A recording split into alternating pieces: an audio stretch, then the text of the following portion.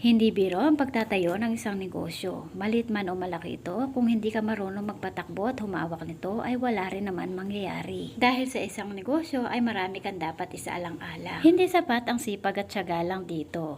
Kailangan ay alam mo rin paikutin ang benta ng tindahan sa araw-araw at kailangan matutunan mo rin ang diskarte kung paano mapalaki ang ating kita sa araw-araw. For today's video, isi-share ko sa inyo kung paano nga ba natin mapalaki ang ating benta sa ating tindahan sa araw-araw. Kasama na rin dito ang pagpaparami ng mga customer sa araw-araw. Alam naman natin sa mundo ng negosyo ay marami tayong kakumpetensya. Lalo na pagdating sa ganitong negosyo na sari-sari store business, kadalasan magkakadikit at magkaharapan pa nga ang mga kakumpetensya. Kaya kung hindi tayo marunong dumiskarte para sa ating maliit na negosyo ay hindi natin ito mapapaunlad sa dami ng ating mga kakumpetensya. Kaya upang maparami natin ang ating mga customer at mapalaki ang ating benta sa araw-araw ay kailangan kumpletuhin natin yung mga palaging hinahanap ng ating mga customer. Bago pa lang maubos ang mga fast moving items ay kailangan nakapamili na tayo. Huwag na natin hintayin na maubos ito at kapag naghanap ang ating customer ay wala tayong maibenta.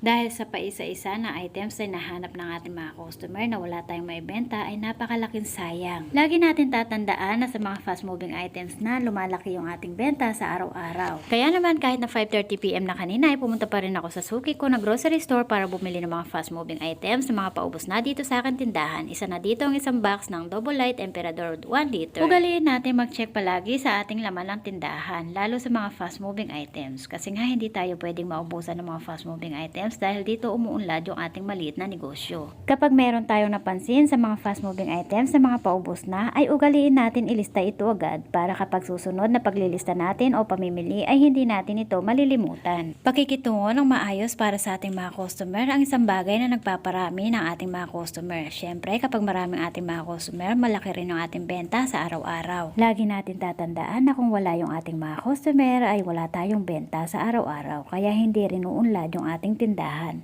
Kaya kailangan ay habaan natin ang ating pasensya para sa kanila, para paulit-ulit at pabalik-balik na bibili sa ating tindahan.